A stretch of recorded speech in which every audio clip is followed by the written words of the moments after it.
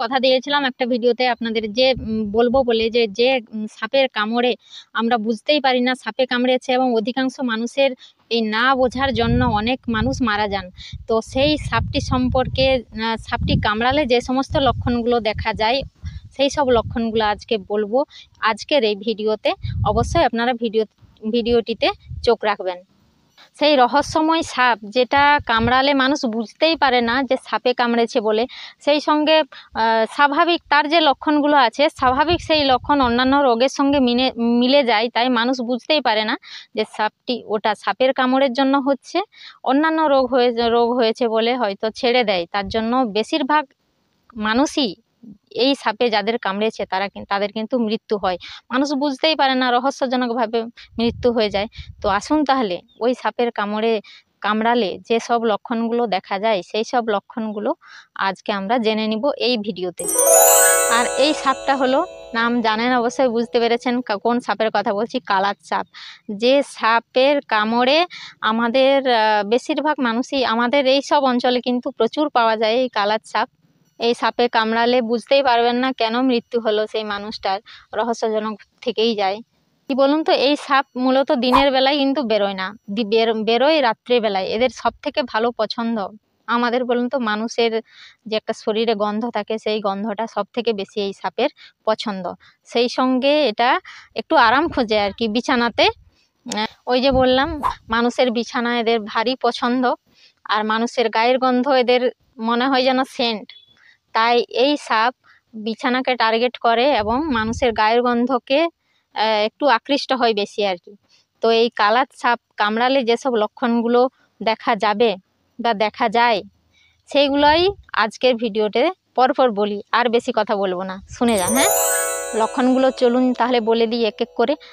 আমরা যদি আমাদের হঠাৎ করে যদি কোনো কারণ ছাড়াই, অন্যান্য কোনো রোগ নেই, কোনো কারণ ছাড়াই হঠাৎ করে যদি কারো পেটে যন্ত্রণা হয় বা ব্যথা হয়, সেই সঙ্গে যদি গায়ে গাঁটে গাঁটে ব্যথা থাকে, অর্থাৎ তলপেটে ব্যথা, গাঁটে গাঁটে ব্যথা, সেই সঙ্গে খিঁচুনি থাকবে, প্রচণ্ড দুর্বলতা থাকবে, গলা ব্যথা থাকবে, ঢোক গিলতে সমস্যা থাকবে, সোজা তাকাতে সমস্যা হবে, চোখের পাতা পড়ে আসার মতো হবে, কারো দিকে সোজা তাকাতে পারবে না, দু চোখের পাতা পড়ে আসছে, এমন কোনো সমস্যা দেখেন তাহলে কিন্তু তৎক্ষণাৎ আপনাদেরকে হসপিটালে যেতে হবে।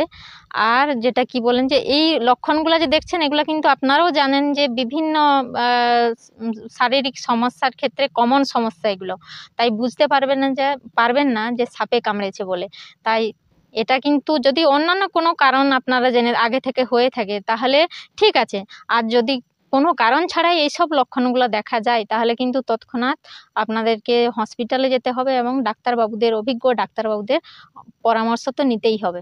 আরেকটা লক্ষণের কথা তো বললামনি, ভীষণ গুরুত্বপূর্ণ, পেট খারাপ হয়ে যায়। আমাদের রিসেন্টলি একটা আশেপাশের একজন কি বলবো অল্প বয়সী বাচ্চা মেয়ের এই কামড়েছিল, বুঝতে পারেনি, দেরি করেছে হসপিটালে যেতে, তাই বাঁচানো যায়নি মেয়েটাকে।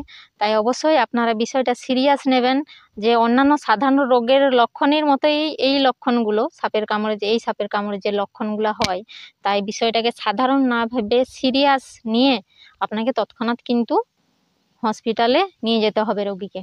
সবাই ভালো থাকবেন। ভিডিওটা যদি ভালো লাগে অবশ্যই লাইক করবেন, নিজেদের মতামত জানাবেন, কমেন্ট বক্সে খোলাই আছে কমেন্ট বক্স। আর সেই সঙ্গে এই তথ্যগুলো যাতে আরও বন্ধুরা আরও মানুষ জানতে পারে তার জন্য শেয়ার অবশ্যই করবেন।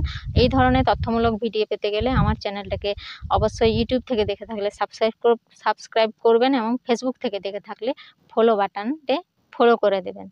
ভালো থাকবেন সবাই, টাটা।